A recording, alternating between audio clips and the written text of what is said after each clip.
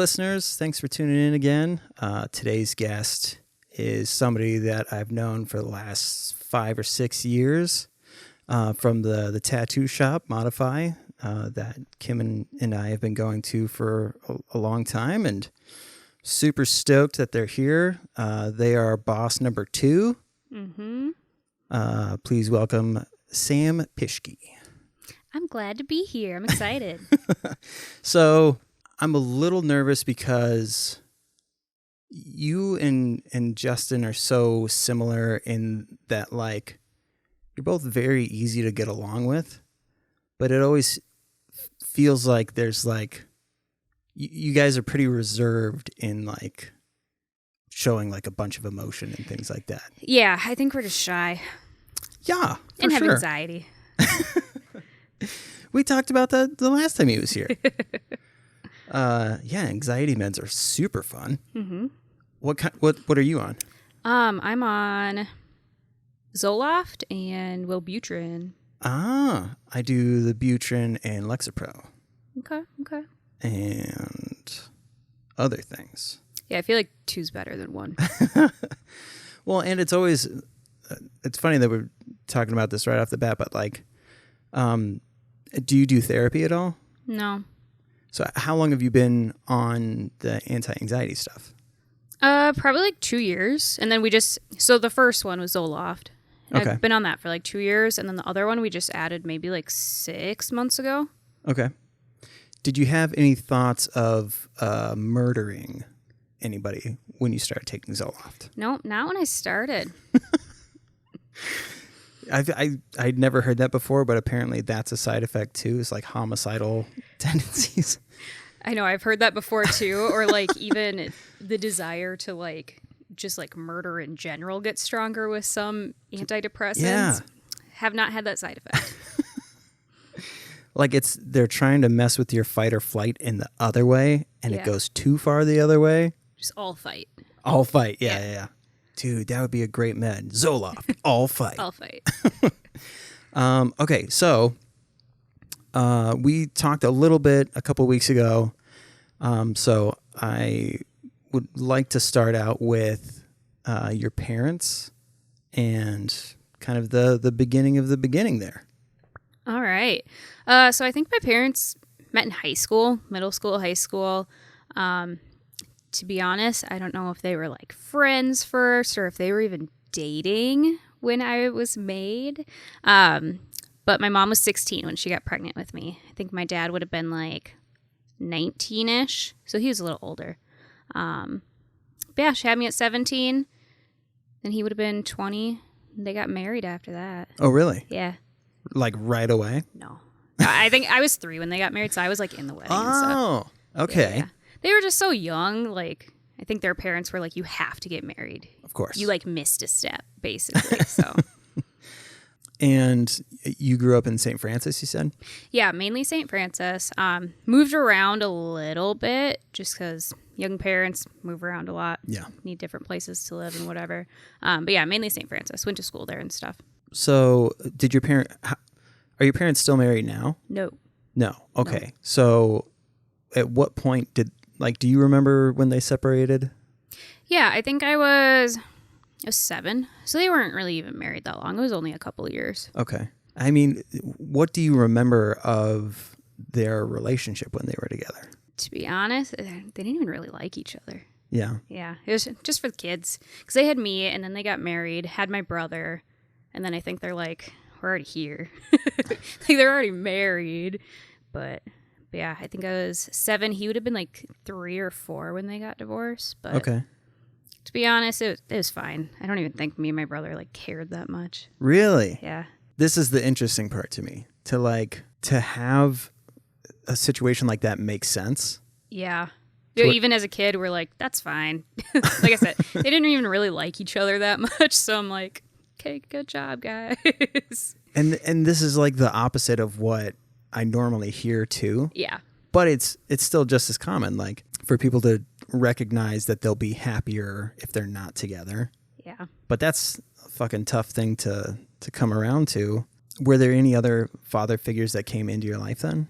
Yeah, so once my parents got divorced, my mom basically packed us up and we just left. We moved in with, at the time, was her friend, and that ended up being my stepdad. So Okay. he's been around for a while. Yeah. Oh, still together? Yeah. Oh, cool. Yeah. And you have one more sibling or just the brother? So there's 4 of us total. Okay. So there's me and then my brother Tyler. He's just a couple of years younger. We're like full siblings. And then I have Bruce and Emily. They're like 10 and 11 years younger than me. And that's my mom and my stepdad. So Okay. technically half siblings, but Sure. been there the whole time. So. Yeah, I was going to say, when you grow up with them, it's a little different. Yeah. So how old were the younger ones? So they're going to be 17 and 18 Okay. now. And then I think Tyler's 24 and then I'm 27. So Okay. So they're kind of close in age and then a big gap and then we're kind of close in age. Right. So, I mean, what was your relationship like then with the younger ones? It was actually fine. So, I mean, obviously, like, the second time my mom had kids, she was, like, a more regular age. She's, like, Sure. later 20s, it makes more sense. So she was working, stuff like that, going back to school for a little bit. So I was kind of, like, built-in babysitter. That's what I was curious Yeah. about. Yeah. Because that's my oldest brother. Between him and our youngest, there's a 14-year gap. Wow. Yeah. So, yeah, I mean, if you have an older one, why not? So that's interesting. So was your bio dad in your life much after that? Yes and no. I mean, he's always tried to be there at least. We're just so opposite. Yeah. Yeah. Is he like super religious? Or? Yes. He's so crazy religious. Like conspiracy theorist, like cultish religious. Oh, no. And I'm not. Sure. So yeah, I give him an A+ for trying, but Okay. he's not my favorite person to hang out with. So when it came to visitations and stuff like that, Yep. like would you spend weekends with him or? For the most part, yeah. He most of my life he's lived with my grandma actually. Oh. So I would just go over to her house every other weekend and hang out with my dad. Okay. Yep. And then once I got a little older, I'm like, nah, I don't want to go. So then he would just pick me up for like my birthday and holidays and stuff. Okay. Yeah. Gotcha. When you would go over there, were you spending time with your dad or were you spending more time with grandma? Kind of depended. If there was like something going on, like summertime, Valley Fair, things like that, me, my dad, and my brother would hang out. But otherwise, my dad and brother would just play video games and I just kind of do whatever I wanted. Hang out with grandma, go outside. There's like a bunch of neighbor kids and stuff. So Oh, okay. I would just go over there to say I'm going to my dad's place, but yeah, try to not hang out with them much. Okay, I gotcha. Yeah. So, I mean, when did the religious stuff start? The day I was born. Yep, it's always been there. I see. Okay. Yep. Well, I mean, that creates a lot of problems because I would imagine, you and your mom fairly similar then? Yeah. Okay. Oh, yeah. Yeah, and she's never been, like, religious by any means either. Yeah. Like I said, they met as teenagers, and then they just kept it going, and she's like, wow, he's kind of nuts. It's hard to raise kids the way that I would imagine your mom wanted to when there's so much shame and expectation associated with the uber religious. Yes. So it's tough to get on board with that shit. Like some people, they hope that their partner's going to change. Yeah. And I have a few friends who they're married and one is vehemently religious and the other was not. And one of them like chipped away at the other and kind of got them to relax. But there's still things that they just can't let go of, like gay marriage or Exactly. like shit like that. Like, so to give your kids the best chance, obviously Kim and I don't raise the kids religious. Yeah. I mean, we get to joke and say like, hail Satan and shit like that. Did you see that Satan flag? Yeah, I did. So fucking awesome. It is pretty cool. So we'll drive by and be like, kids say hi to Satan. But yeah, that's just it too. Like like religion, like I'm cool if people are religious, if you're not, totally fine, but it's like the values that rule your life. Like if you're with somebody and one is and one's not, like obviously there's going to be all sorts of random conflict throughout the time. So For sure. different and I mean, parenting styles. even when you go on the opposite end, like when I became an atheist or like had that realization, it was a problem in the exact same way that somebody who's like uber religious is.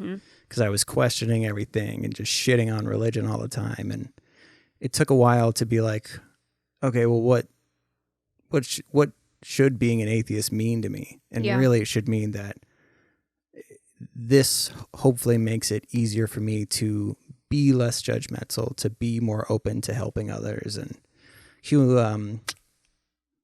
what the fuck? Humanism. Yeah. I almost said Hugh Laurie, and I'm like, that's the guy who's in it. Not the same thing. But yeah, humanism. That's basically just non-secular people. I feel like I'm talking about like a future society or some shit when I say it. It sounds so weird. But I mean, I know what you mean, though. I mean, especially these days, like, obviously there's tons of people who lean on religion. There's tons who don't. Like, either way, as long as you're, like, being a good person at the end of the day, and like, it doesn't matter what you are, you know? Well, and I mean, so you said you grew up in St. Francis, and where else? St. Francis, and then Ham Lake, which is kind of like near Blaine. I was in Columbia Heights for a year or two. Anoka, East Bethel. Oh. But for the most part, I went to like St. Francis School District. I only went to the city school, so the Columbia Heights one, for maybe 2 years, and then I came back to St. Francis. Ah. So. Well, I mean, that's got to be such a massive difference. Yeah. Yes, it was. There's just like so many more kids in inner city schools, and when I got there, they asked me if I wanted to move up a grade. Oh my God. And I was so shy. I was like, no, they're too big. I'm scared. Like, so yeah, it was definitely different. And then when I moved back, I felt like I was so behind. Oh. Because again, smaller class sizes and stuff. Like, it was crazy. Wow. Yeah, it wasn't bad. But I mean, those smaller towns too. Like I know Ham Lake has a decent amount of fairly religious individuals, and there's, I mean, you like bounced in and out of like Trump country. And yes. I primarily grew up around there. Yeah. Okay.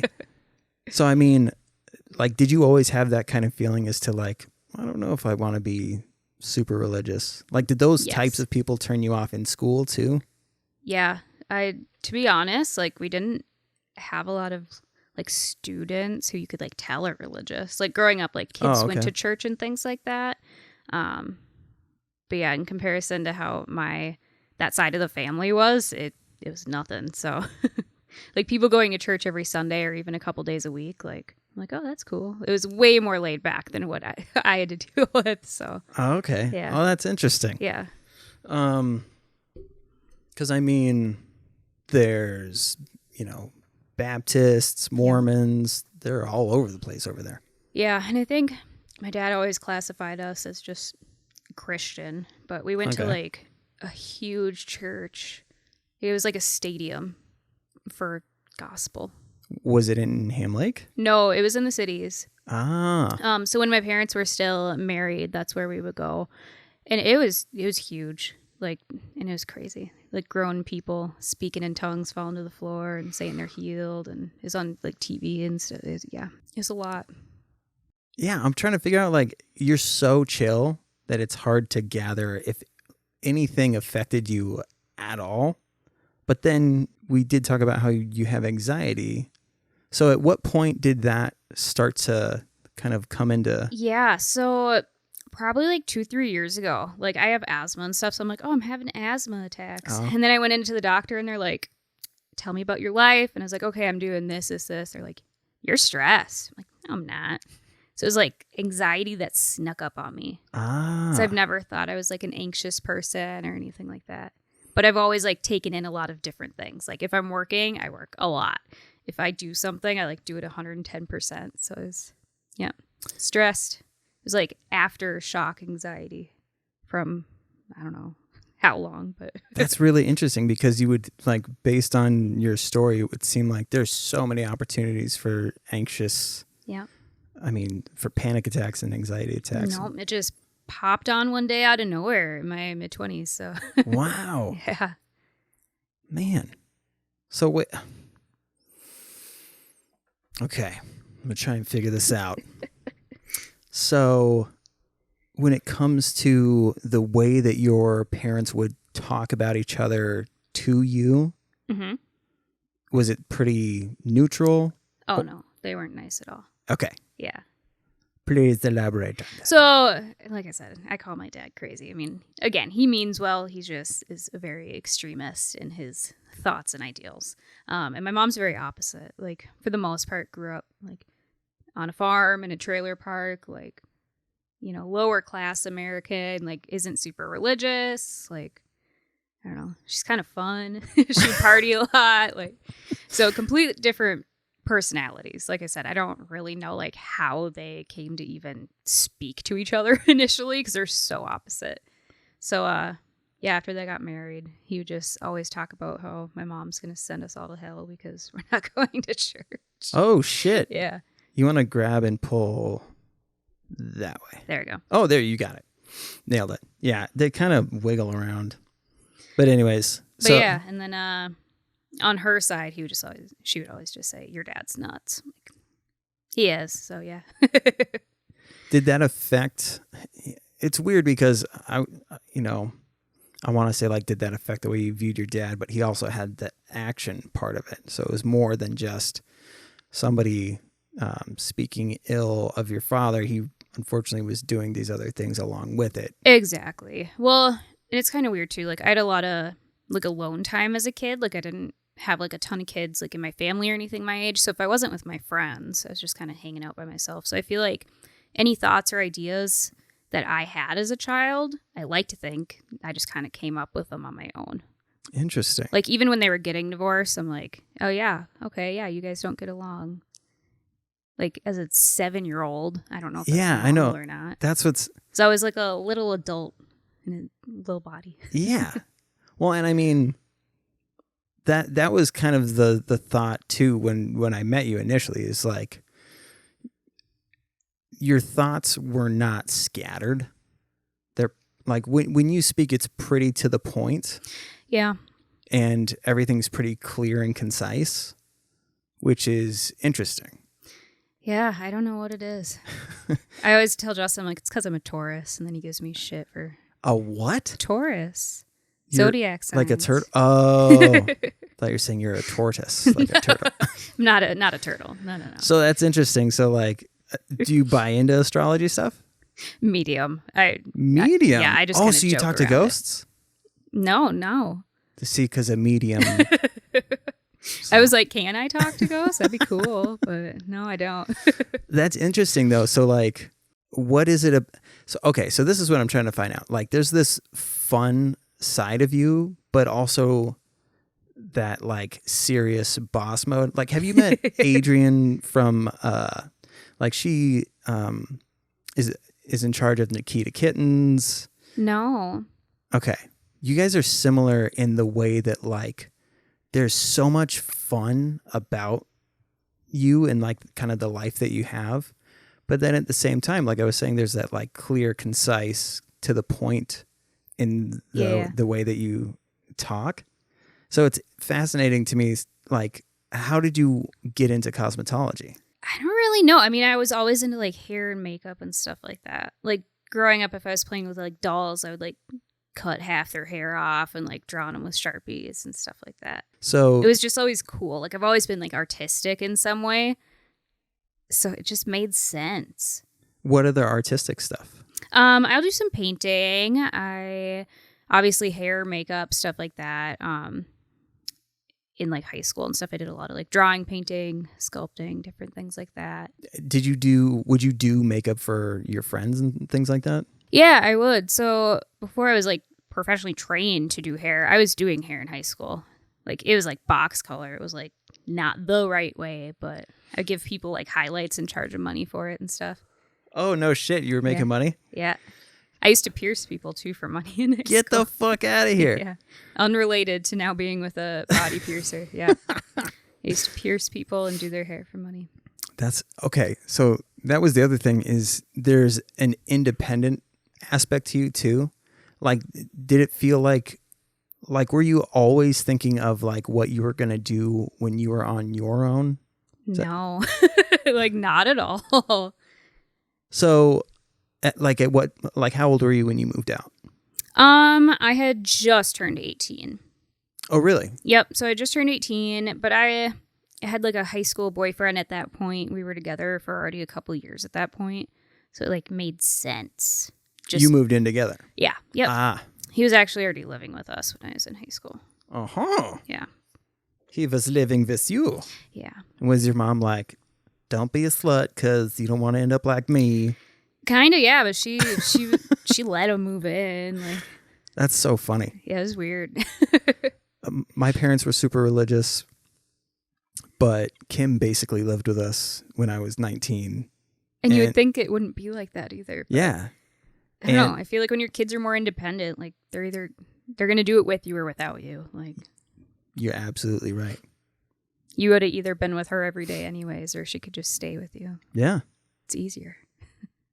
See, this is okay. So did you do well in school too? No. What the fuck? You are hard to read. I never showed up to school. Okay. When I was there, I did fine. When I was there, yeah. Okay. I would call myself in and pretend to be my mom. What would you do if you weren't at school? Just hang around town. Like smoking cigarettes or? Yeah. Really? Yeah, we would like go and smoke cigarettes. I always had like older friends. So just hang out with like older people and just skip school. Go down to the river, like fish and stuff. Really? Yeah. You was the fishing gal. Not really, but I didn't want to go to school. That's really interesting. Yeah. Yeah. And there's nothing wrong with school either. Like, it's not like it was that boring. I think it was just whatever friends I was around. They're like, you want to do something else? I'm like, yeah. For sure. Let's go do anything else. Well, yeah. I mean, obviously, I didn't find anything fun about school. No. At all. Never been to any high school reunions or any shit like that. No, thank you. That's kind of how I feel too. Like, I don't know. But I doubt it. There's all these questions that keep cycling through my head, and I'm like, I doubt. So, were you picked on at all? Not really, no. Yeah, I didn't think so. So like 4th, 5th grade, like I got picked on by boys. Okay. You know, like around that like changing of life stage. Like I always got picked on by boys, but it was like a teasing thing. It wasn't like mean. Right. At the time, I probably thought it was, but no. I was like, I made friends just fine.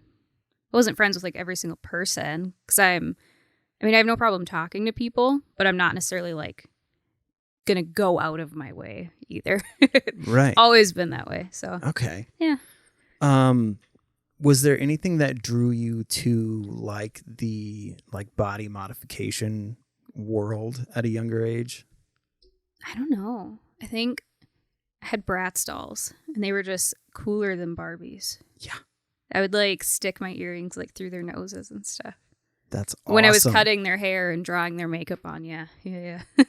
Well, I mean, Bratz dolls seem like they would ask you for a cigarette. Yeah. No, have you seen those dolls? Like, those are not the best influence.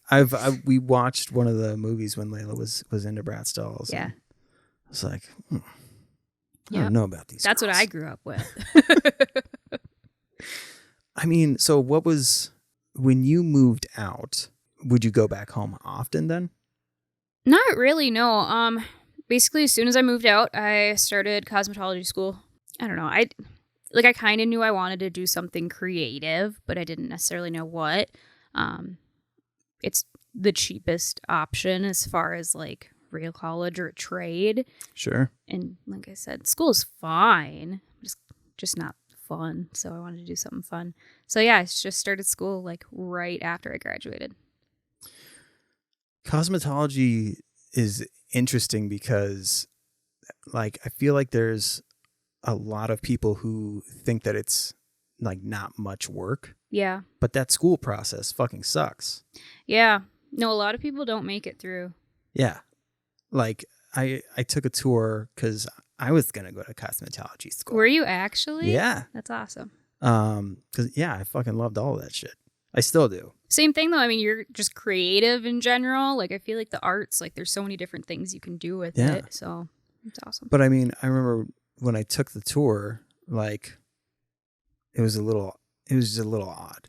Yeah. And like even the person giving me the tour, I think it was Regis in St. Cloud. I can't remember. The Regency. Yeah, there we go. That's where I went. Yeah. Yeah. But it was the old one.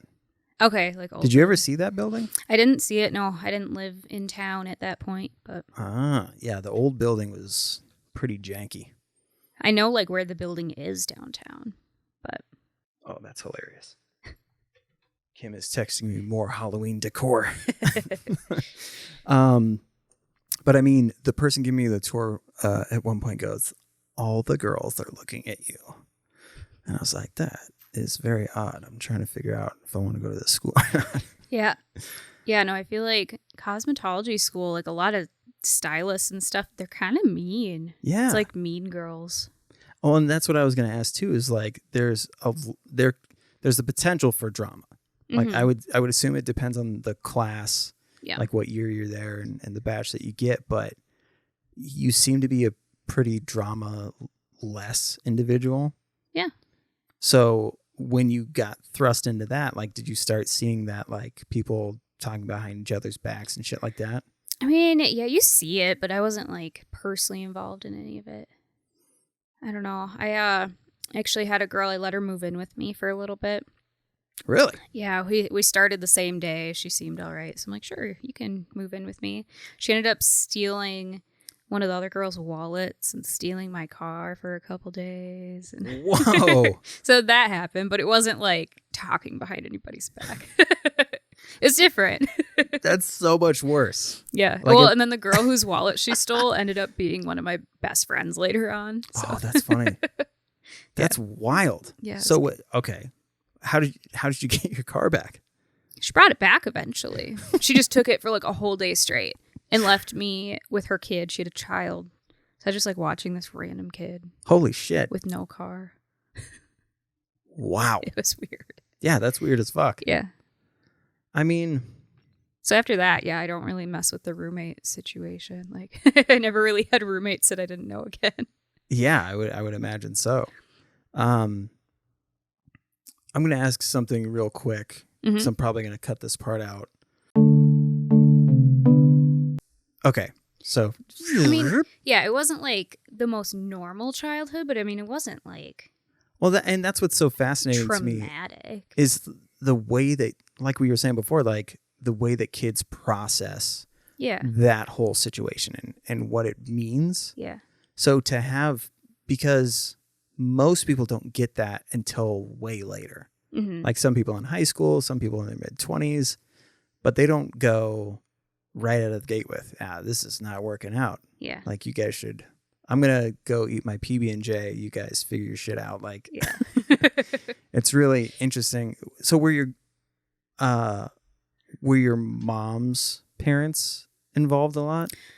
Yeah. So probably until I was like 5 or 6, my grandparents like primarily raised me because my mom was going back to school.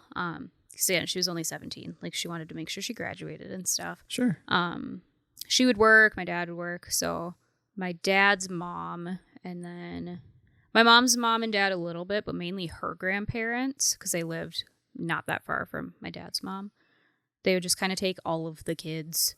So I have an aunt that's only 5 years older than me. I have a cousin that's just a year older than me. So we would just all like get dumped off at the grandparents' house. Wow. Yeah. How many aunts and uncles on your mom's side? On my mom's side, so she's an older sister, and then it's her, and then a younger brother, and then the aunt who's 5 years younger than me. Oh, okay. So yeah, my mom's oldest sister, she's only like 2-3 years older than her. Brother's 2-3 years younger than her. Okay. And then their other sister was a surprise. Ah. Yeah. Okay. Yeah.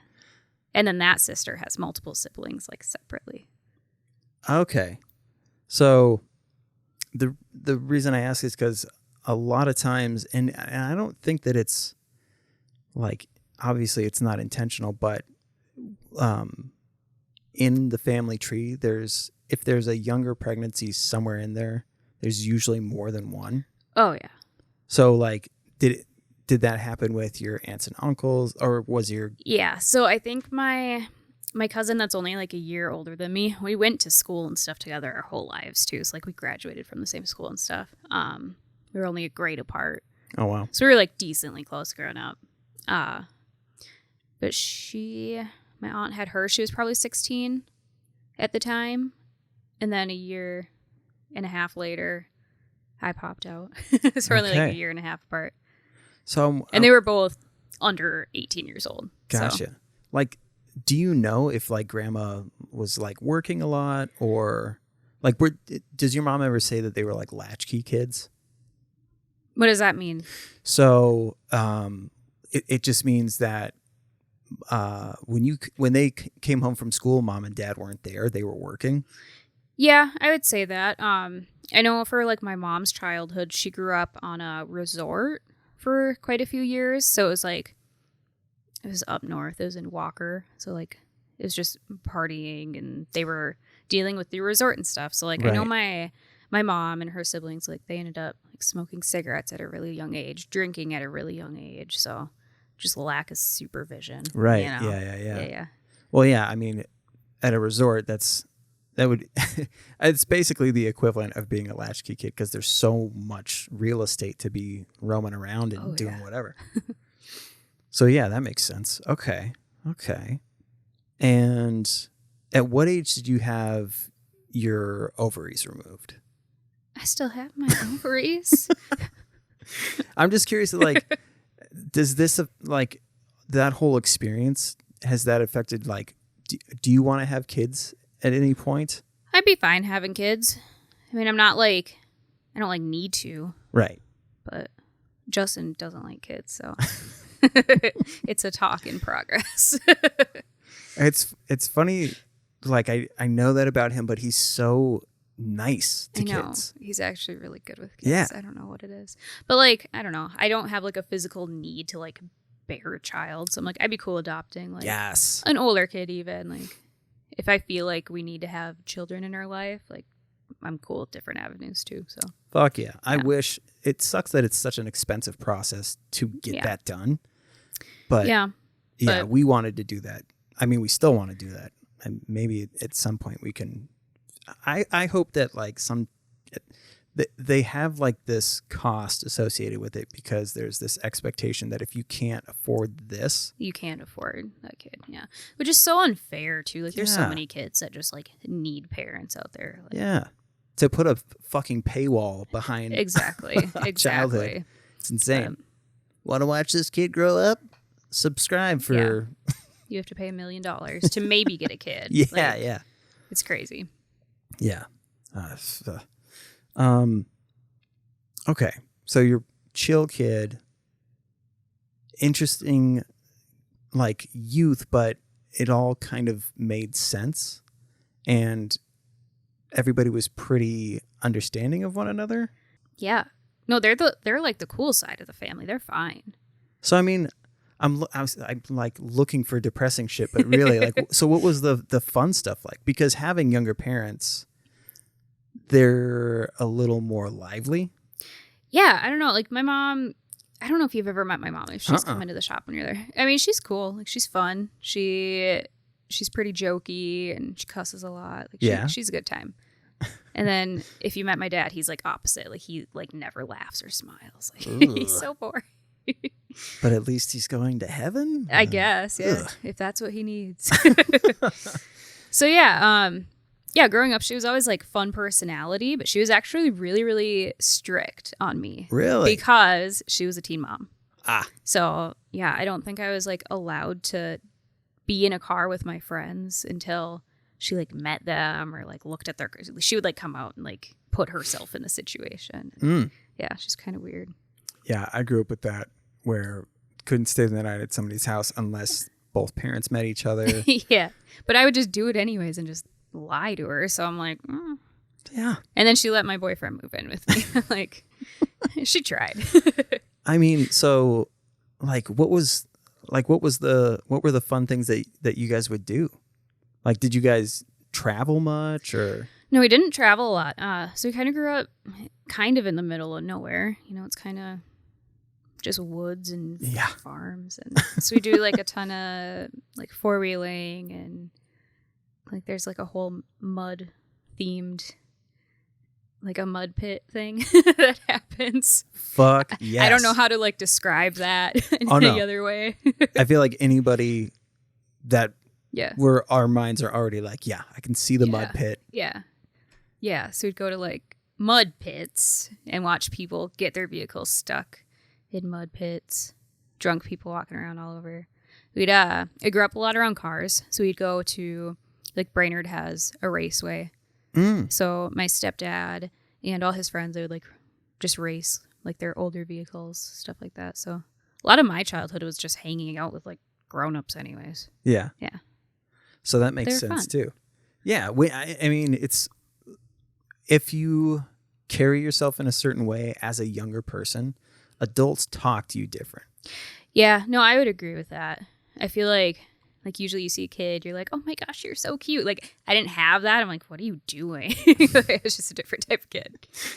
Because like in the skating and snowboarding world, there can be massive gaps in age difference. Yeah. Like, especially nowadays where you have like a 13-year-old kid who wins the Olympics. Exactly. Hanging out with veterans who have been doing it for, 25 years or whatever. Those two people hang out and there's this gap of just because they can do the same things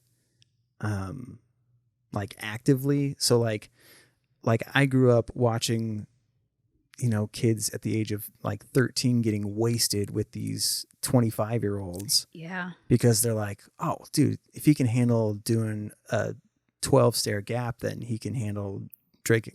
So like, and it all depends on how they act around it too. So like you skate well, and then you can be cool around the older people, then they're going to do this shit. So like for you, chill kid. Yeah. And it sounds like your mom brought you to a lot of things. Oh yeah. I mean, she was a young parent, there's only 17 years between us. So I was like 10 when she was in her 20s still. Like, yeah. So I mean, like she was like my age with like a 10-year-old. That's crazy. So I mean, people just get used to the kids. Yeah. Well, and like all her friends had kids really young. Like there was kids floating around everywhere. Really? Yeah. Small town, everybody has kids young. There's all of them just running around. It's so funny because like by all accounts, you should be a redneck. Oh yeah. But I'm not. So that's so funny. Like, do you find yourself like nobody's around and you're like, I'm going to watch wrestling? No, I don't want to. Nope. No, me and Justin, we'll watch like UFC fights or stuff like that. Okay. But no, I grew up around all of it and it was just always like I would try it and I'm like, I don't like this. I was just like always a little emo kid. Fuck yeah. Yeah. In a farm town. Sleeping with sirens and... Yeah, I would like listen to metal music. I didn't even know like who it was or anything, just to like piss my parents off. I'm like, leave me alone. Really? Yeah. Fuck yeah. So there was a rebellious, well, I mean, obviously there was a rebellious aspect. Yeah. So is there like a decent age difference between your stepdad and your mom? No, they're same age. Really? Mm-hmm. They actually, so she went to Blaine Middle School or high school for like, I don't know, a couple months or a year or something in between. Kind of like me growing up. She moved around a lot too, just kind of same area. So they went to high school together, I think, for a second. And then they like met later on. He was like friends with my uncle and stuff. Okay. They're only a couple towns away. So. Gotcha.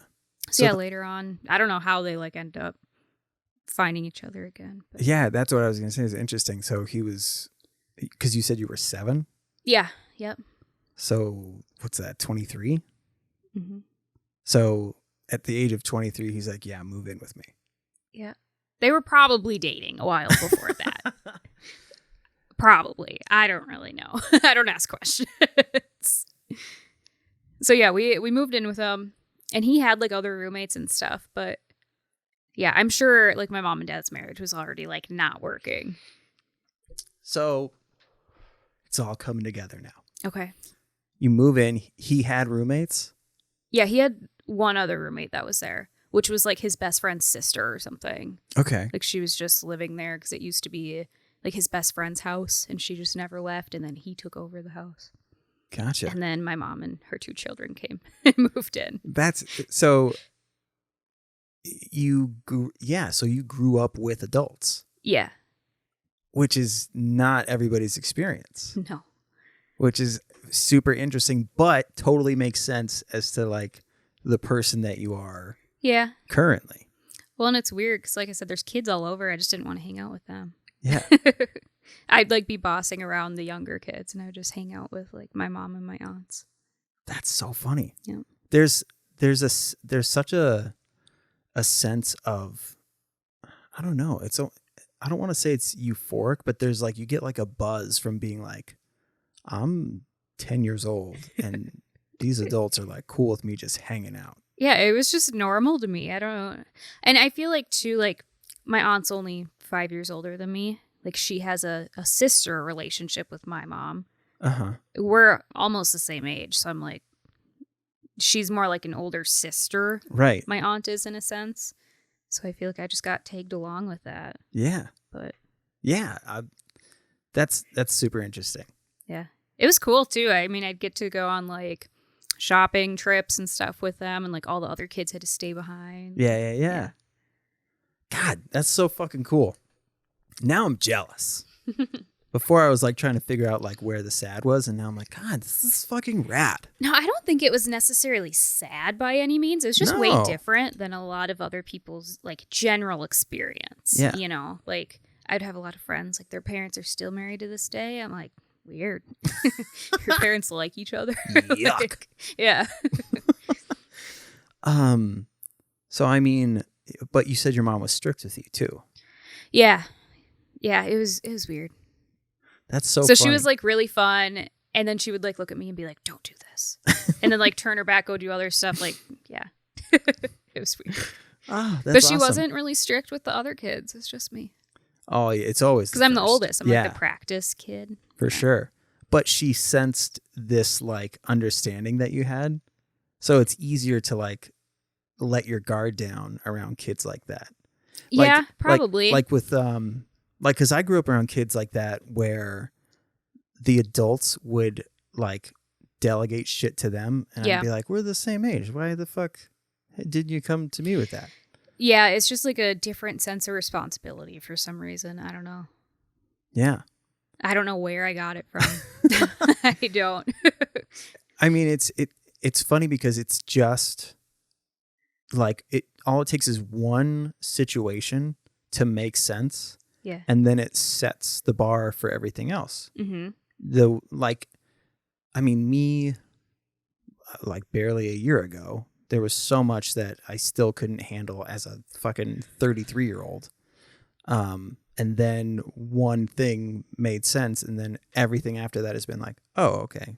I actually don't really give a shit about a lot of things. Yeah. Well, and that's different for people too. Like, I don't know if you were like anxious growing up or depressed growing up. Like everybody's emotions, they just handle it so differently. I've always been the type of person where I'm like, if I can't change it, try not to worry about it. So I was so shocked when they're like, you have anxiety. I'm like, no, I don't. So, okay. This is so cool. I love that situation because it sounds, it really is a positive way to grow up. Yeah. Yeah. Because you learn things, and I'm guessing like her friends wouldn't try to push weird shit on you or No, not at all. Because I was still a kid. Like you still can't. Yeah, but sometimes. Yeah, but that's at least like there was lines drawn. Like. Well, that's good. Yeah, you don't give like beer to the children. Like keep your cigarettes away from them. Yeah. Fuck yeah, that's awesome. Yeah, because like I was saying, like there's Yeah, there's people who like legit don't care about their kids, and that's why their kids are with the adults. But sometimes I'm like, I was probably there just so she could watch me better. Yeah. I don't know. I mean, we used to bring Landon and Layla to fucking everything. Yeah. But I think too, like having your kids there with you, they get to see how you guys are in person and things like that. And I mean, I'm sure there's been all sorts of different situations they get to see you guys react to or react in. And I think it just helps them like develop as little people into bigger people. Yeah.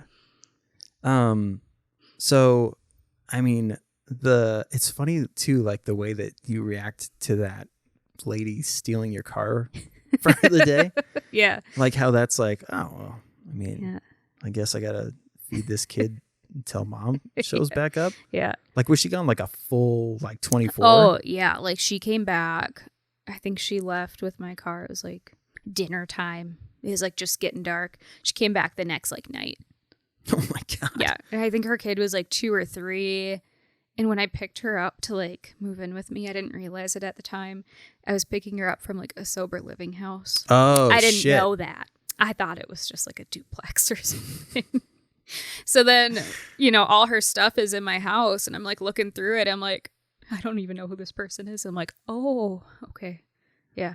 Wow. So basically she like checked herself out of rehab in a sense and was like just partying while I had her kid. Well, the sober living stuff, they like release the reins quite a bit. And then if you like, it's funny because they're strict, but it feels like they just don't care. Oh like, yeah. Once I figured out like, I don't know if like I pulled into like the back alley of the place or what, but like I didn't remember seeing a sign or anything, so I'd be like, no, that's weird, like too much, man. But yeah, after I figured out it was a sober living place, I tried to call there. I'm like, hey, this random girl, her kid is with me, like she's definitely in my car doing drugs right now, like help. And they just like, oh, okay, thanks. And I never heard from them. Yeah, it's very odd. They like there's a very strict regimen and like taking drug tests and all these things, but then if you disappear, they're just like, yeah, it was so whatever. weird to me, especially when a child is involved. I'm like, I was so shocked, especially coming from like small town to like St. Cloud area, like oh, okay, is this normal? And the sober living places that allow kids are like, there are not many. So to walk out of that situation, you got to be in a pretty tough spot. Yeah, no idea whatever happened to her or her kid. I kicked him out, so. Yeah. Never saw her again, never heard from her again, got my car back. So, I mean, how long did you live with your boyfriend?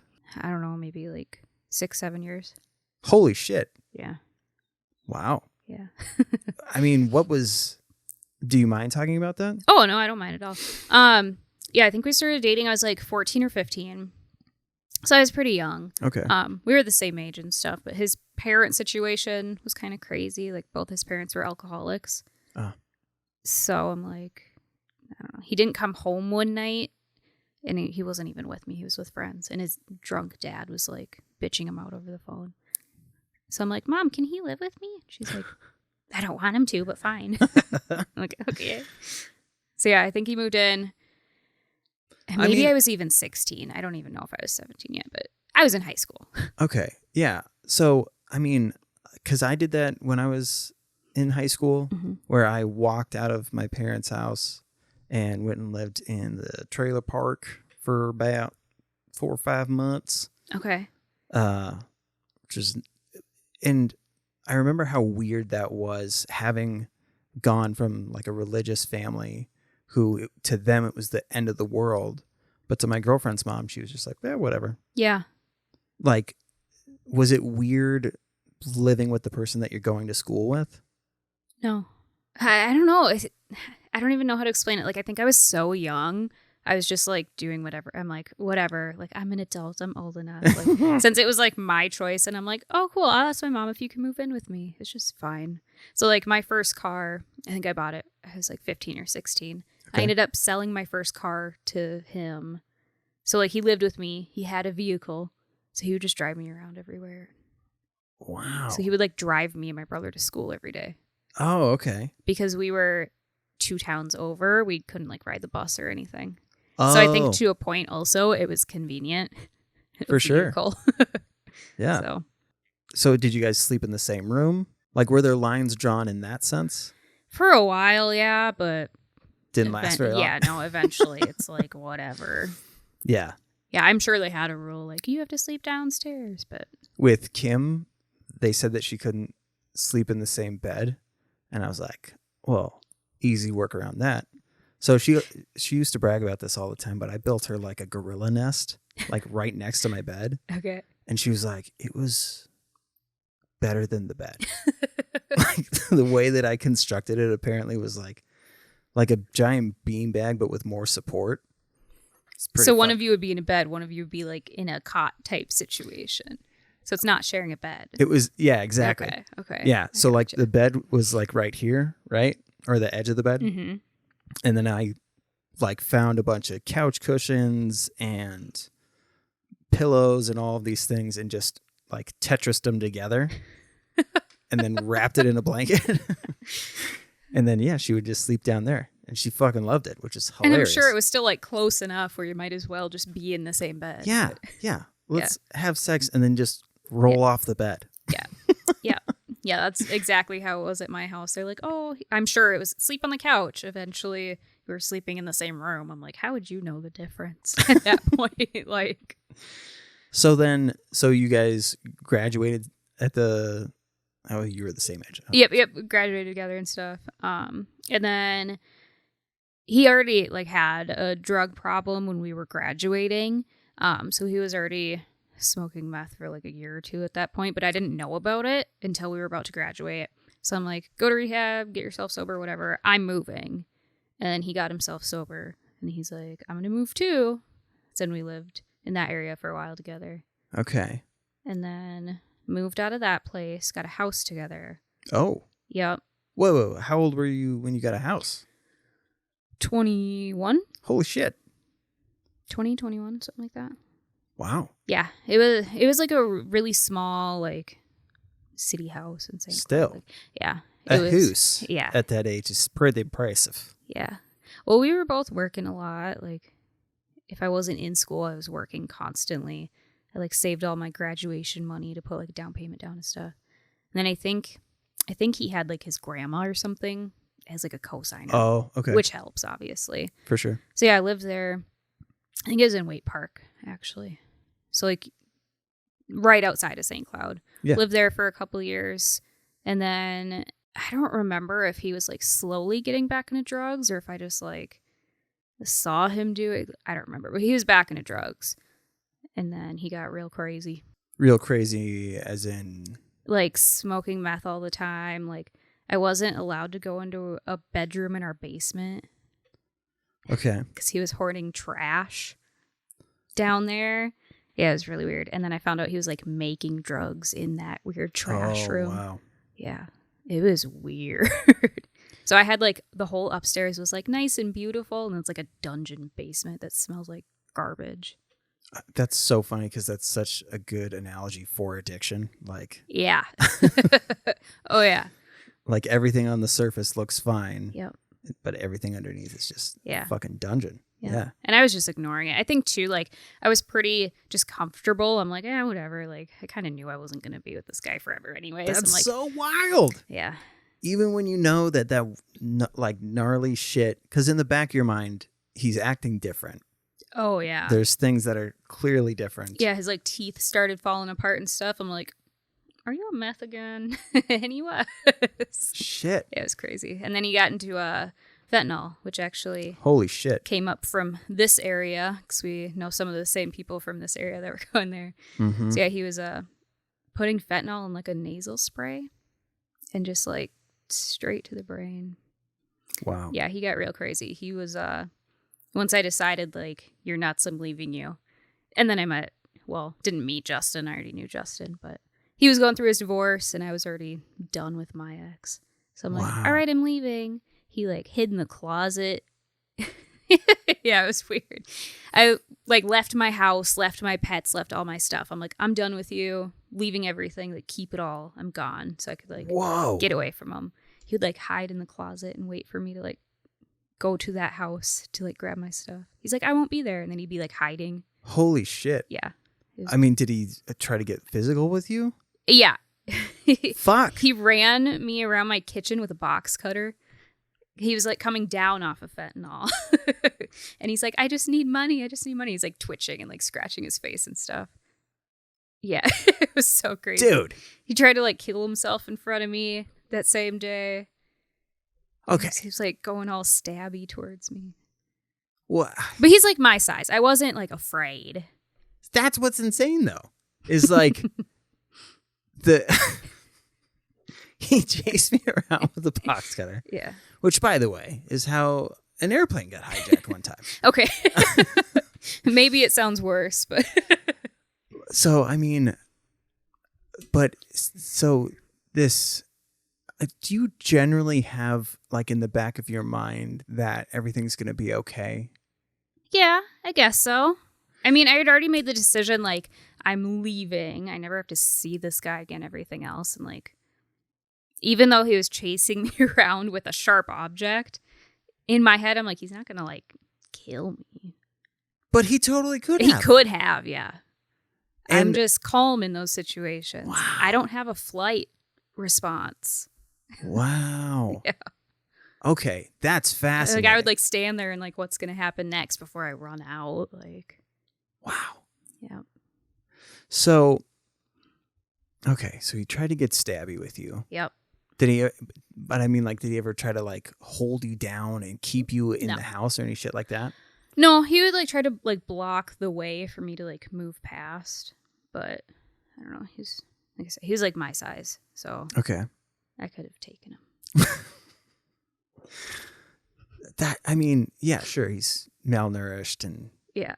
all jacked on fentanyl. Yeah, he's like high on drugs and I'm not. Like I've never touched hard drugs in my life. So like he's not in his right mind. Like I'm sure he thinks he's being really speedy and slick. But he's on drugs in front of me. Like Yeah. This is I had to call his grandma to come to the house so that way she could watch him so I could leave and he wouldn't follow me. wow. Mm-hmm.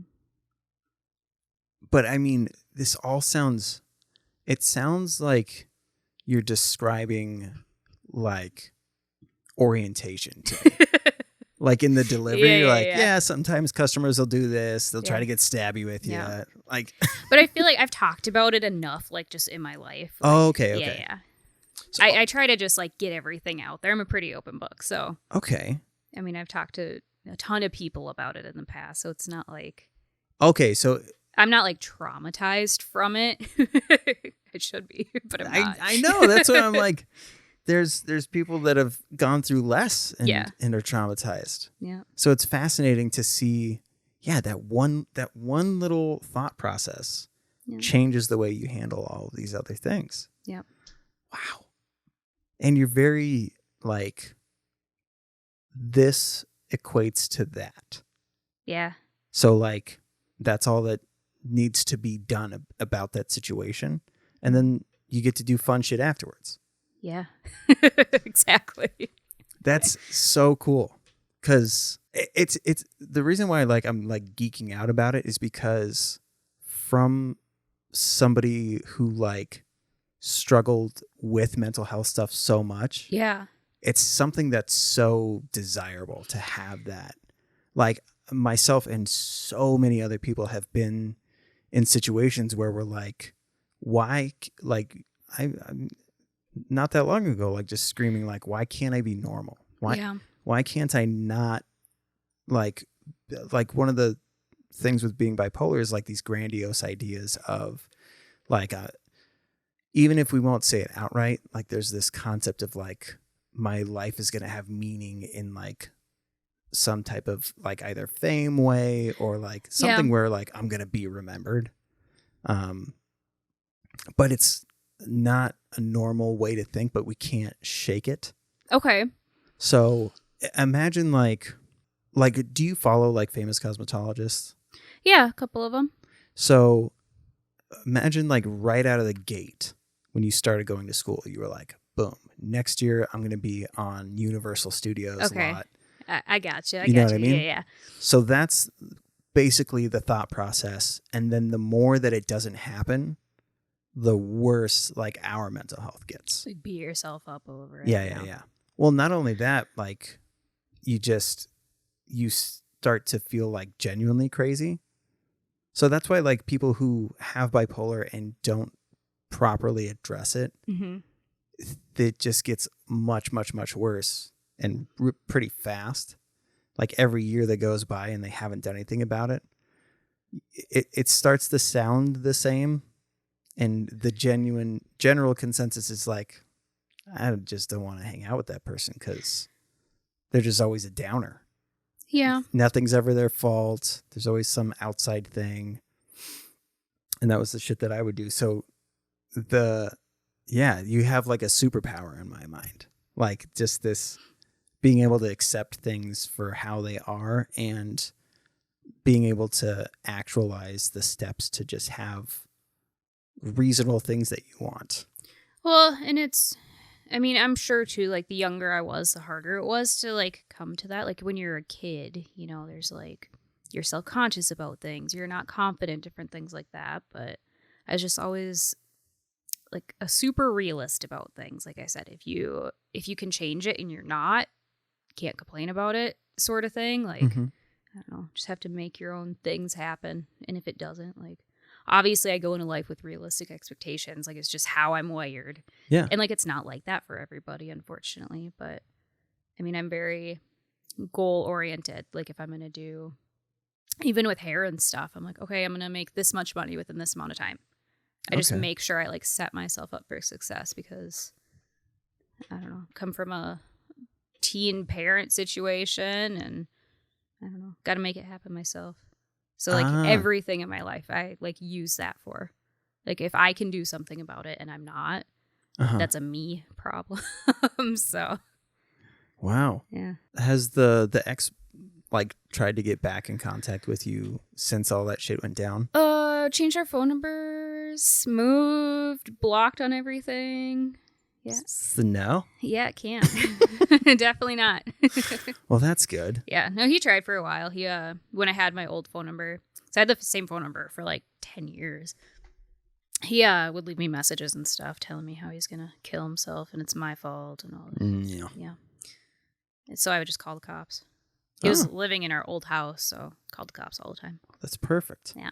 It's exactly what you should do. Yeah. There's a lot of people that are like, I'll just go over there and... Nope. Cut off ties, like I said. It sucked. Like, it's not fun to, like, leave all your things behind or your pets or whatever. But yeah, that's fucking I had to. Tough. He wasn't getting any better. Yeah. Like, taking that much fentanyl on a regular basis. It was insane. When you say it came from this area, you're talking, we're like a half a block from the literal spot where it was coming from. So yeah, it's pretty wild to think that. So how did you and Justin meet? So you know my friend Ryan McKinney?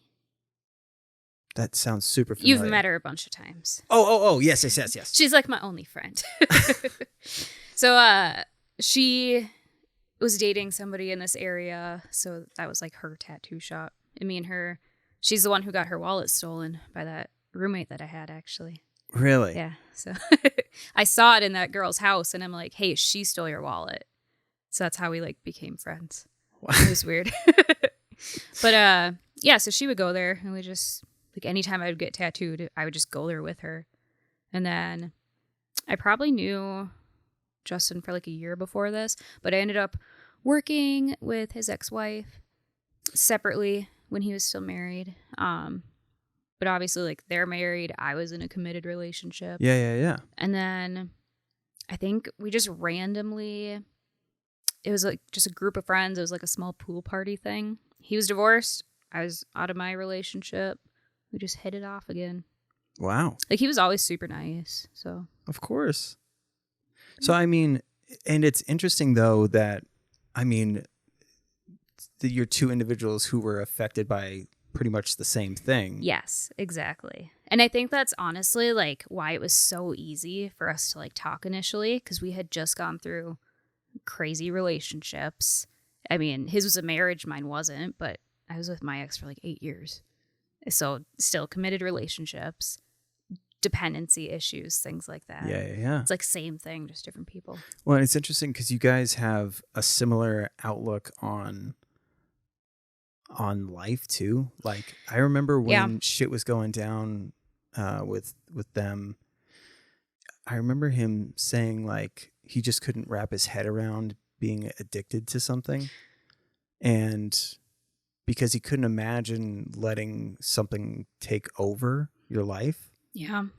And it was such a matter of fact thing. And, you know, I think this was a point when I was trying to take a break from drinking, like a long time ago too. So I was like, yeah, I guess that makes sense. Way before I knew anything about how addiction actually works and all that shit. But like, yeah, it's, I mean, he's just always seen like this equals that. And if I don't want to do something, I just say I don't want to do that thing. Exactly. Like, I wish I could explain like how we both got to that stage in our lives, but I have no idea what it is. I don't know if it's just dealing. I mean, obviously we were both in relationships with addicts of some sort. I mean, there's a lot of things that you can't control with that. So I don't know if it's just now I'm going to control everything sort of situation or what. Well, and I mean, it's weird now because you guys like seem like you've been together forever because you mesh so well. Like, it's wild. Well, like I said, we've known each other like through the years, but we've been dating 5 years now. We've probably known each other for 6 or 7. Just through like... That's not that much longer. No, that's what I'm saying though. Like, we've just known each other a little bit prior to that. And we weren't like friends directly or anything. We just had the same people that were connected. It's a weird thing. And he's 9 years older than me, so... Gross. I know, he's kind of old. But that makes, like, the way that you were describing things before, it makes total sense. Yeah, I agree. Except for that one ex, like, I typically dated people who were older than me anyways. Yeah. Because I thought they would be more mature. Yeah. I just had to go 9 years up to get one that stuck. Well, and I mean, so, yeah, I mean, so the friends that you would hang out with, like when kids would try to hang out, like, did you get annoyed with kids your age? Yes. Okay. Usually, yeah. Especially boys. Yeah. Yeah, they were annoying. Okay. It's all come together now. Mm-hmm. Sometimes these episodes are detective work, and I'm like, yes, it finally makes sense. Yeah. There's just some people that old soul isn't the right terminology, especially nowadays, because like, what is old anymore? I don't even fucking know. I get you though. I mean, I used to joke that I'm like an old lady in a 20-something body. Like, I just like to relax and. But the funny thing is, like, like Justin is 9 years older, right? Yeah. Some people that's like, oh my God. But when you go over to your house, there are video games, there's magic cards, there's all of these like young things. Yeah, he's a nerd. Faux show. He's an old person, but he's a nerd. And so I feel like that's so common now too. It's like older. I mean, look at my fucking office. Like, I'm 34 in a teenager's bedroom, basically. Like, this is weird. I guess I'm kind of same way that like I love anything Disney. Yeah, see, love Disney. So like that was like my one like child-esque thing that I liked as a kid. Like Disney and Barbies or nothing. I wanted nothing to do with like other kids. So I feel like the whole old soul terminology, it doesn't necessarily like mean the same thing that it used to mean. Yeah. Because everybody has accepted, because you used to have to hide that shit. Like Justin had to hide the fact that he was a fucking nerd for a long time because kids were fucking shitty when we were growing up. But now it's so embraced. I agree. That like old and young are doing the exact same thing. I think it's cool though. I think it just shows like everything's changing. Yeah, for sure. Like I think it's awesome. I'm sure even your kids, they come in and they like Adventure Time, and I see Nightmare Before Christmas stuff back here. Yeah, they love Satan. It's nice to share things with your kids though. Yeah. My favorite thing, a friend of mine, when we found out that we were pregnant with Landon, he was like, dude, that's awesome. You get to teach them to hate all the things that you hate. I was like, that's what I'm saying. That's exactly what we did. Yeah. We were like, country fucking sucks.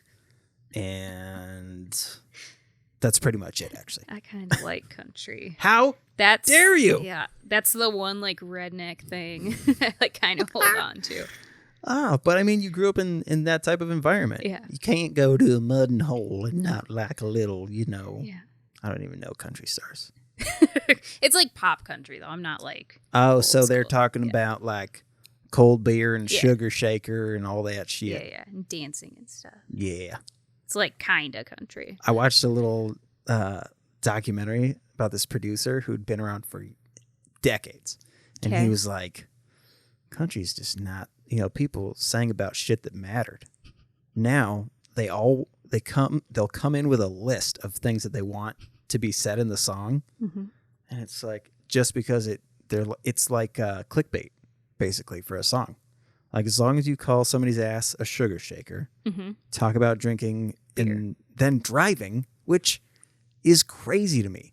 Yeah, I agree. So many country songs talk about drinking and driving, and everyone's just like, yeah, this is fucking catchy as hell. Like, it's insane.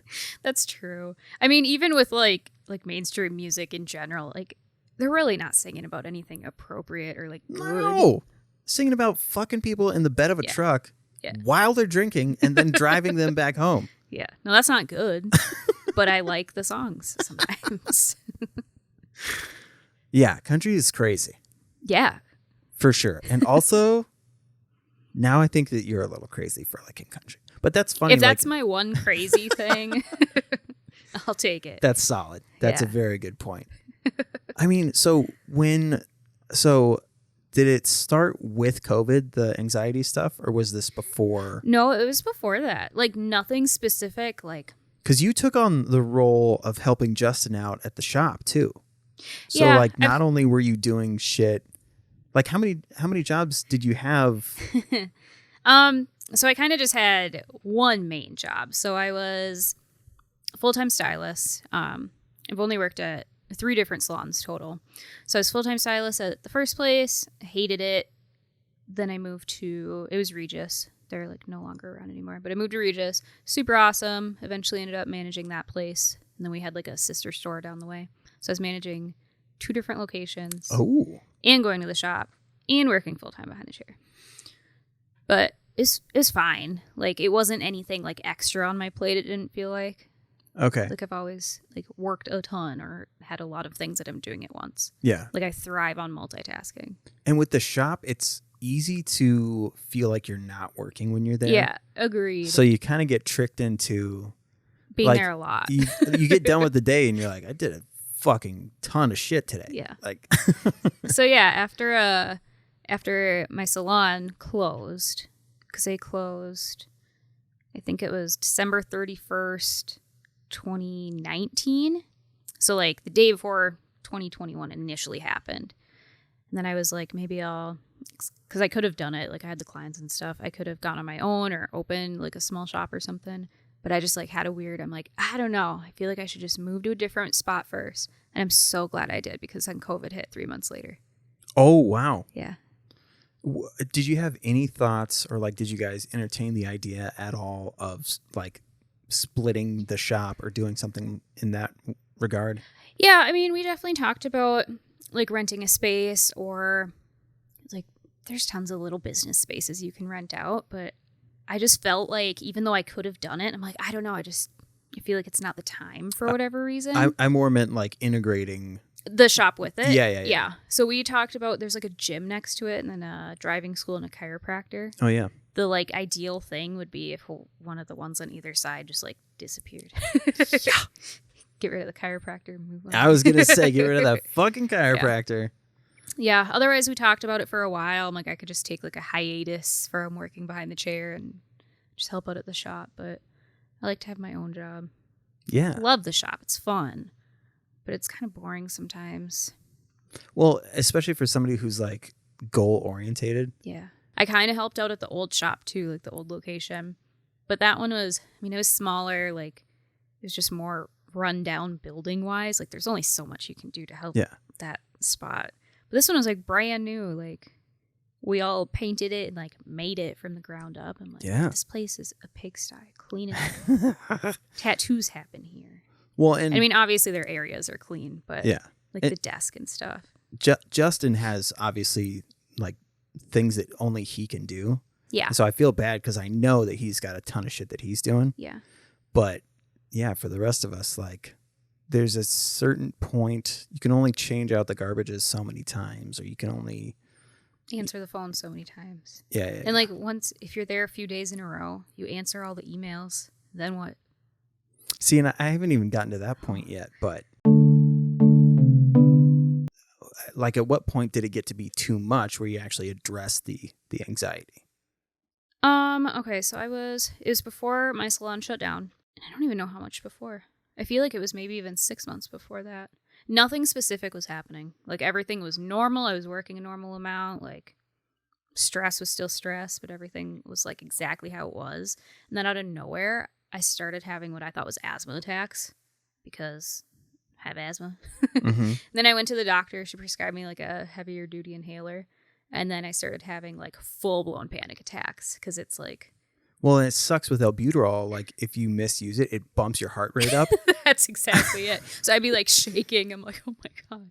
Yeah. I remember the first time that happened to me, I was like, what the fuck is going on? Yeah, it was scary. And then for probably like 2 solid months on and off, I would just out of nowhere get super anxious and race heart rate. And I like couldn't feel my hands and stuff. Oh, and I'm like, yeah. Did this inhaler break me? Like, I have no idea. Like, that's why I'm like, it's probably for past stuff that's just showing up at that point. But that.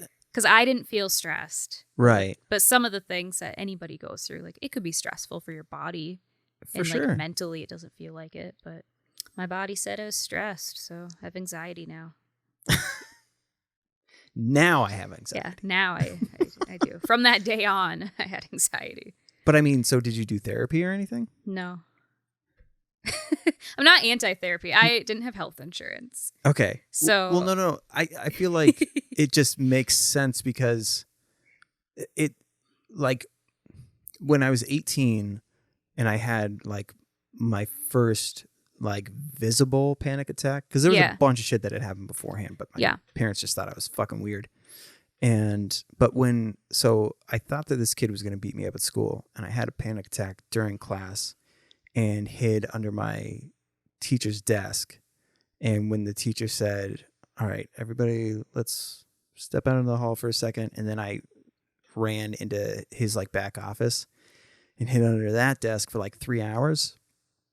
And I was like, this fucking sucks. Like people are looking at me weird. Yeah. So I started doing research and I saw Zoloft.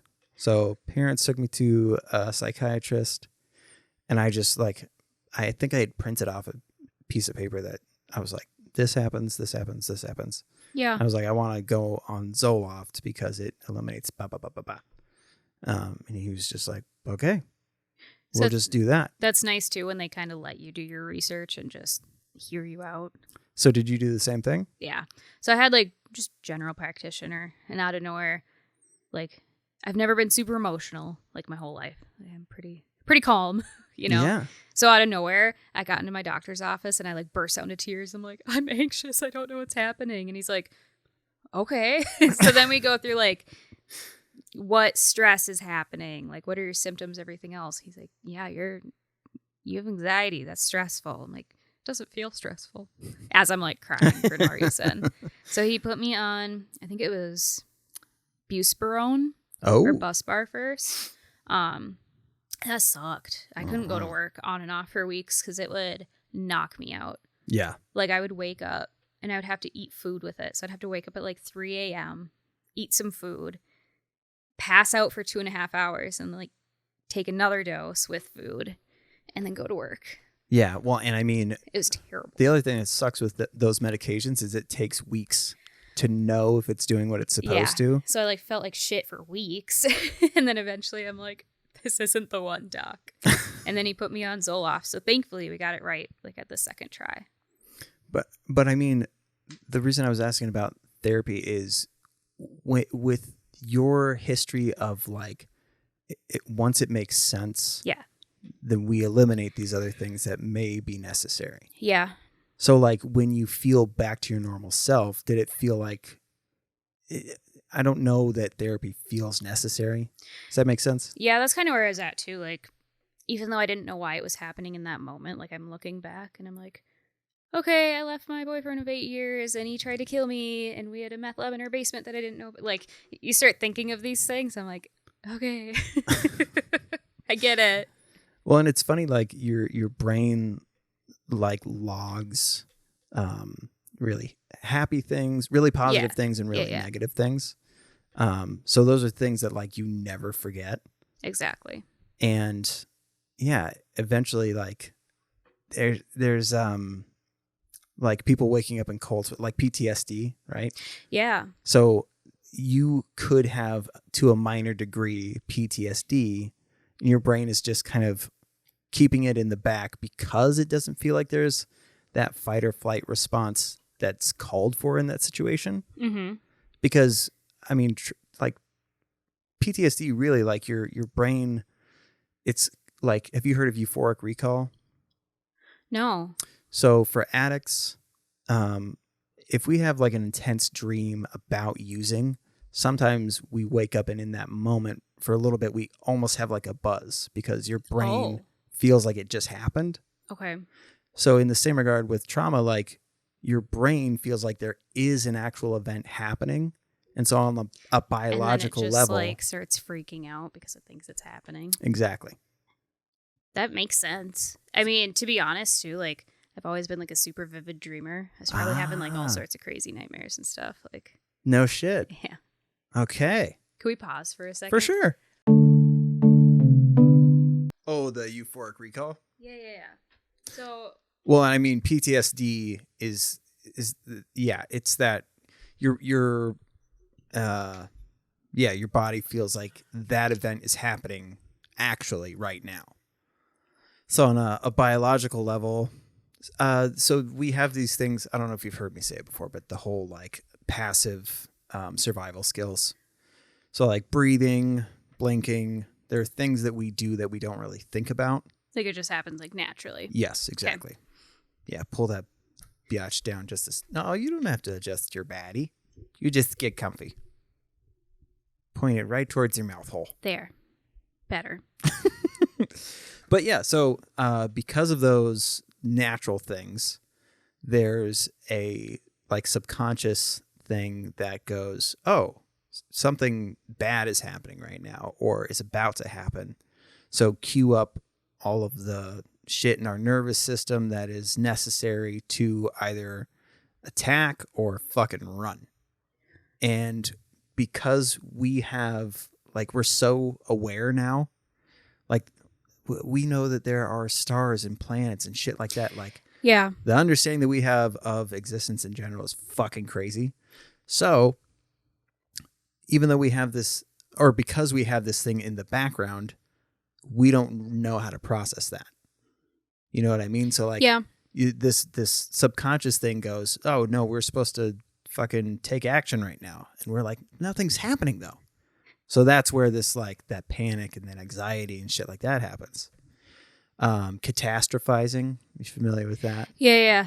No, I've definitely heard that one before. Yeah. And that's exactly like when I would go to the doctor. He's like, well, this is happening, whether you feel like it or not. I'm like, okay. Yes. But, so that's why it makes sense when you are like, I'm not anxious. Yeah. Your subconscious part is literally introducing like adrenaline or whatever is necessary to deal with the danger. It's just funny how anxiety works too, because like I said, never had it. Literally zero anxiousness. It never surfaced. Yeah, that's just it. And then once it did, it like never went away. And I'm like, is this what being an adult is like? Is this normal? Because you always hear people like, oh, I have anxiety, I'm anxious. But until you like experience something like that, like you really have no idea. Yeah. Because it's so weird and like uncontrollable with like your thoughts. And like I said, my hands would go numb and stuff. I'm like, yeah. That's weird. Did you, like, you're introverted? Yeah. Or like mildly introverted, like would you consider yourself like a homebody? Yeah, no, definitely homebody. Okay. So that's just being mildly introverted. Yeah. Okay. Like if crowds don't make you nervous, but there's that general sense in the back of your head, like, it'd be nice if I didn't have to go. Like I always compare it to like when you have plans with somebody and you're like, fuck. No, that's exactly what it is too. Yeah. Like I'm fine around people. I can talk to people. Crowds don't bother me, but I'd rather not be in them. Yeah, also. exactly. I'd rather just be at home with the dogs, you know? Yeah. And so that sense of comfort when you're in your safe place, like, so the opposite being, so so you like that's how I try to show people that you have always had anxiety, Yeah. but it wasn't as grandiose as like the commercialized version of Exactly. what anxiety is. Exactly. So yeah, I think I mean, and it's so natural for human beings to have that because we don't. I was just listening to this lady talking about addiction, and how like thousands of years ago, you woke up and you had to do certain things to survive. So people who are like very driven to be successful, those would be like the hunter-gatherers. Mm-hmm. And it's because we just have this deep sense of like, we have to do something. We're supposed to be doing something. Mm-hmm. So people feel like I've done nothing with my life on a very primal level. That's saying like, I have nothing to show that I've survived or like I've done XYZ to survive. Which makes sense too. I mean, we're obviously like hardwired to, we're humans, like way back when we were hunters, gatherers, things like that. Like obviously something is going to stick, but it's just not realistic anymore. And it's just crazy how like our brains are made that way because it's not fair. I know. We don't have a chance then. Like, Yeah. it's just crazy. It is. But then so like like depression and those things don't really exist out in the wild. Mm-hmm. Like they've recently like seen, I think within like the last 10 years or so, that animals do grieve. Like there's certain apes that have a grieving process. Yeah. And there's also, like oddly enough, like hogs. Like there's wild boars that do like their own version of like funerals, which is fascinating. Yeah. I don't want to sound too much like Joe Rogan, but like, so there, but as far as like depression goes, it doesn't really happen until captivity happens. So in zoos, you see animals just laying around. Yeah. Their instincts that are supposed to be used on a daily basis are diminished to nothing. So what's there left to feel? But I don't know if they go through like an existential crisis, but Probably. I mean, especially like some animals are plucked out of the wild. Like they have memories and stuff too. for sure. So yeah, but normally the way that they process it is just, okay, so we don't do that thing and we avoid this other thing. Mm-hmm. It's a situational thing. Whereas when they wake up day in, day out in that scenario, just slowly become depressed animals. That's why they stop eating or this or that, because they're like, what's the fucking point? I'm in the thing that I tried to avoid my whole life. Right? Like all zoos to some extent are horrible. Yeah, 100%. Like it's cool that they try to save the cute ones and like,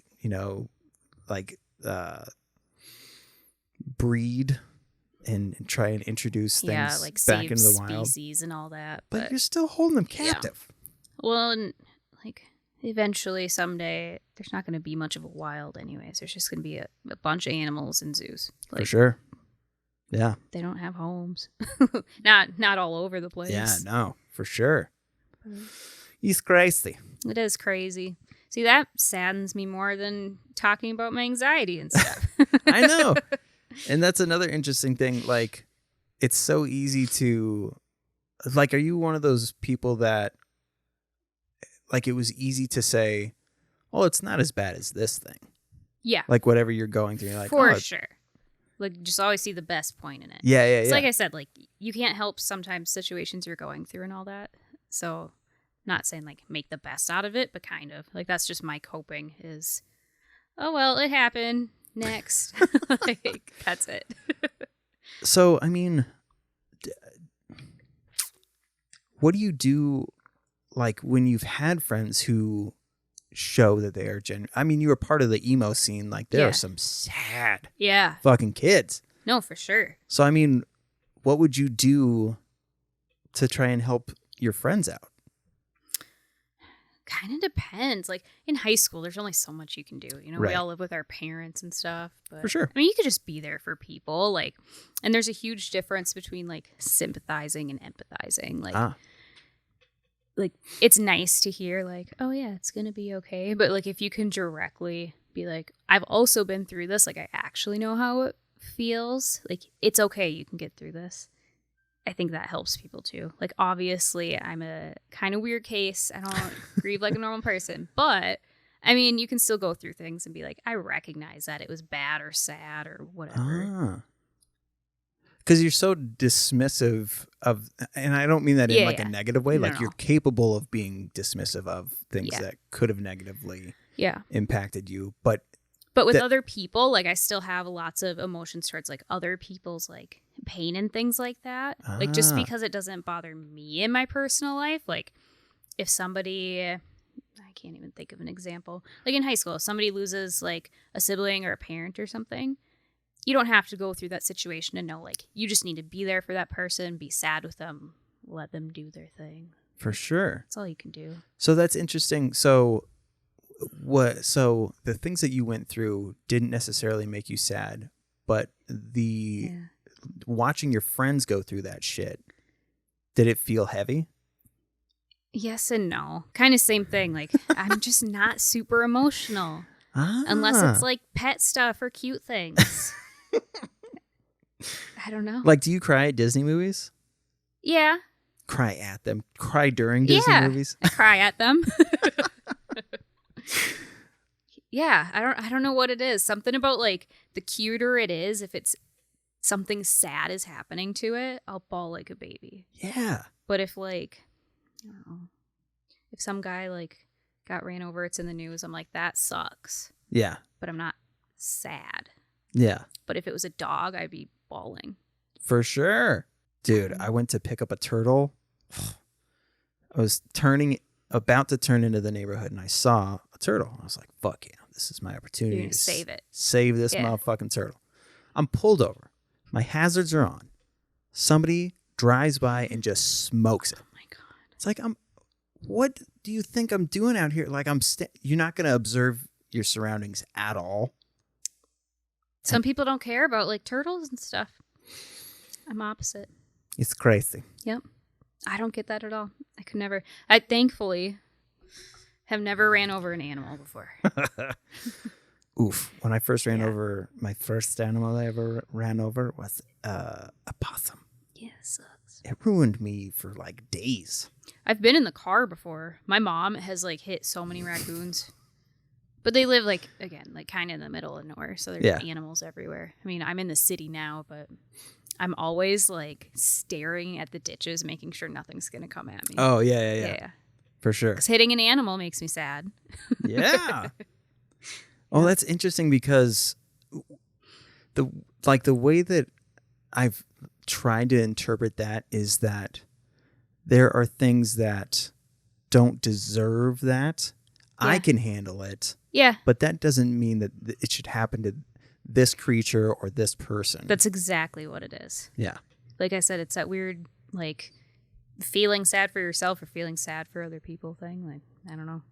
Yeah. If I can get through life without feeling sad, I can help people with that then. Like, it's fine. Yeah. So, I mean, what are some, like, things that you do to bring, like, to I don't even know how to ask this. Because, so do you have coping skills now? Meh. Like I said, I probably like suppress more things than I realize because I get over things pretty easily. Because I'm like, okay, it happened, it sucks, like on to the next. Like that's just the way it works. But I mean, yeah, I feel like obviously you have to go through like grief. Like if somebody dies or passes away, like you have to go through your stages. Like you're going to grieve, it's going to be sad. Like I still have that. But. Well, that's what I was going to ask. So have you lost family members before? Yeah. I'm curious, like, do you feel more of an obligation to be there for others, even though this is someone that was close to you as well? Probably, yeah, because kind of like that being in a group thing, I'd rather be home. Oh, sure. Yep. Because for me personally, like, I don't I don't grieve the way other people do. So a lot of people need like the big event, like funeral, all that. Like I'm opposite. What does grieving look like for you? Eating and sleeping. Literally eating, sleeping, not talking to anybody for a few days, and then I'm good. Oh, I see. Yep. I thought you were saying just like the same day as any No. other day. Okay, I got you now. No. Not like Yuck. grandma died and just eating and going to bed about it. No. But yeah, I get like mildly depressed about the situation, and then just eat a lot, sleep a lot, wake up, and I'm good. Mm-hmm. Well, I mean, I don't know how to end this because it's interesting. Yeah. Because obviously, like being as extroverted and like empathetic and all of the shit that I am, Mm-hmm. I want to know people like as best as possible. That's what like people like before they're like actually friends with me. It can seem really odd how forward and like all of the shit that I say, but it's because I want to know my friends as best as possible. Yeah. Because I want to be able to understand their situation, and like I know that I can fuck with John Mm-hmm. in XYZ way. I cannot do the same thing with Jesse. No. And so I like having that because it allows me to I know the things that Keith's going to be up for that Josh won't be up for. So it selfishly, like, it makes things easier for me, but it also, I feel like it helps establish a healthy connection. Does that make sense? For sure. Yeah. Well, and too, like, you're more extroverted, where like to a point, I'm sure you're like in your best element when you are talking to people and different things like that. Like, personally, I'm more introverted. We could be sitting here not talking for an hour and it's not going to bother me. It would probably drive you crazy. So like, totally get it. Yeah. Well, and so I guess what's your ideal situation moving forward? Like I said I was leaving work early today because I was interviewing Justin's not wife. Yeah. But I mean, because I didn't notice that Justin was wearing a ring until like 2 weeks ago. Yeah, I saw that on the video and I was watching it. I'm like, oh, yeah, I have rings too. Just wear them. Like, it just happened out of nowhere? Yeah, because he got me this ring when we first started dating, not like engagement or anything, Right. just jewelry. And I wore that one on that finger for a while, but like doing hair, it would get in the way. So I just got myself other cute rings. Oh. But I don't know, we're pretty untraditional. So like, obviously we're by no means religious, and Justin's been divorced before, so he's a little anti-marriage. Personally, like, I don't have a huge preference for it either way, because usually marriage is like in the eyes of God thing for a lot of people. Right. If we were to ever get married, that's not how it would be, so it doesn't really matter. But I mean, we're in like super good relationship, but we're still pretty independent just because of our past. Like, I think it's healthy to make sure you can hang out with the people you love, but also disconnect and be fine with that. So yeah. If we ever get married, it'll be probably really random and very untraditional. So yeah, I mean, like, what?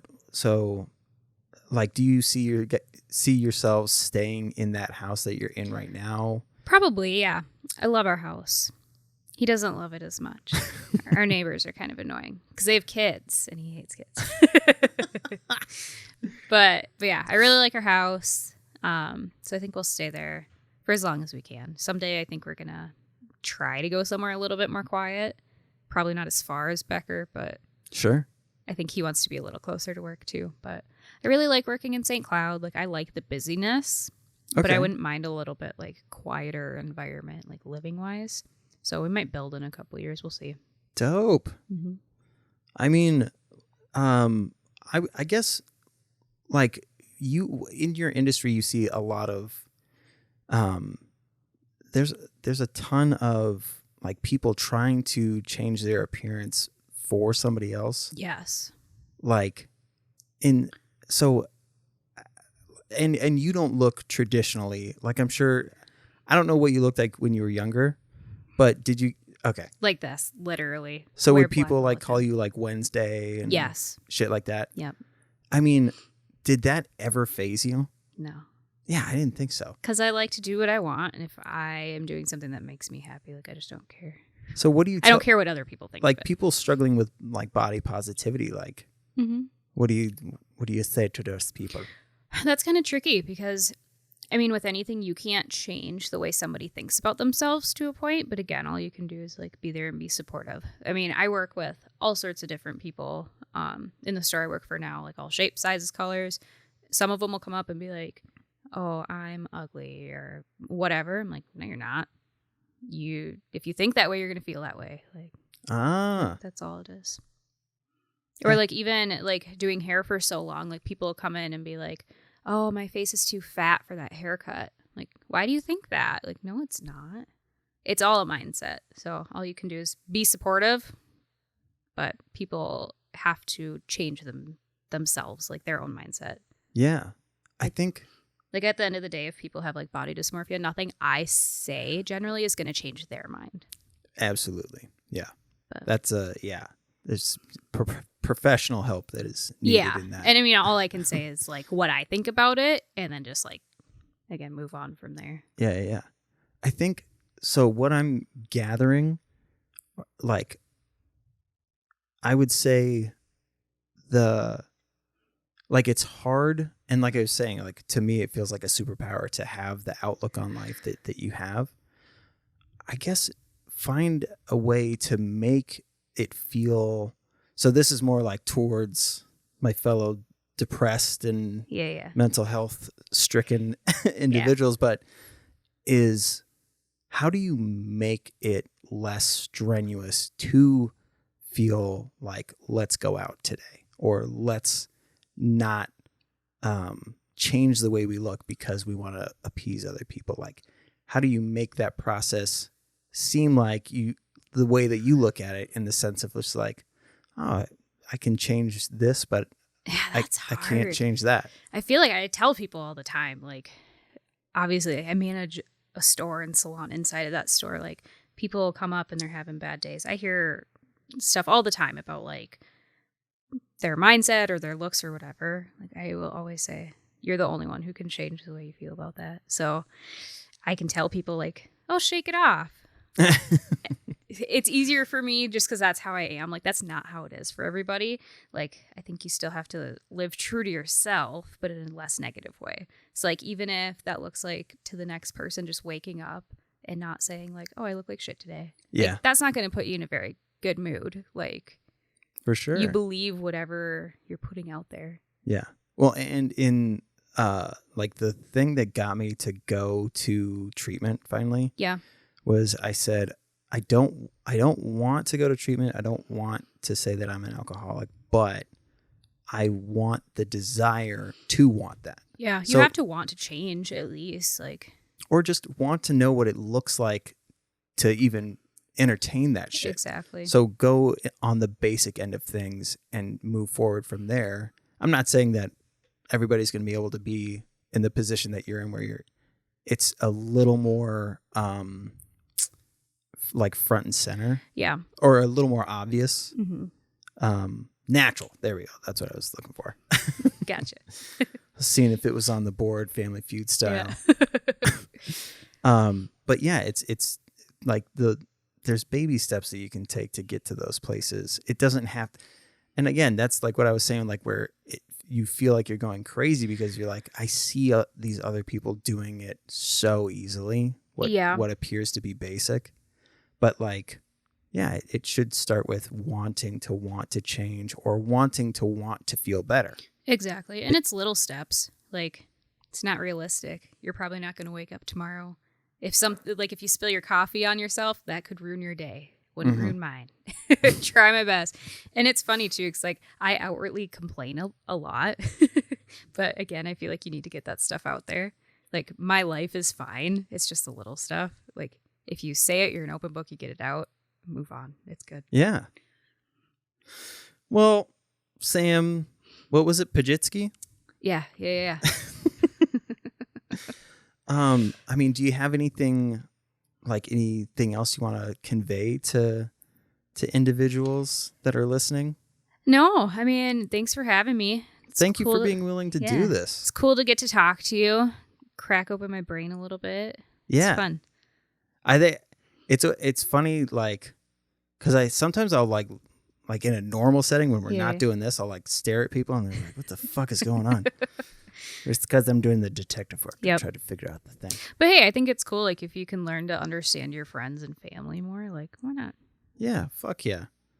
Well, thank you. Be sure to go to modifytattoo.com. Use promo code DAP for 15% off the online store.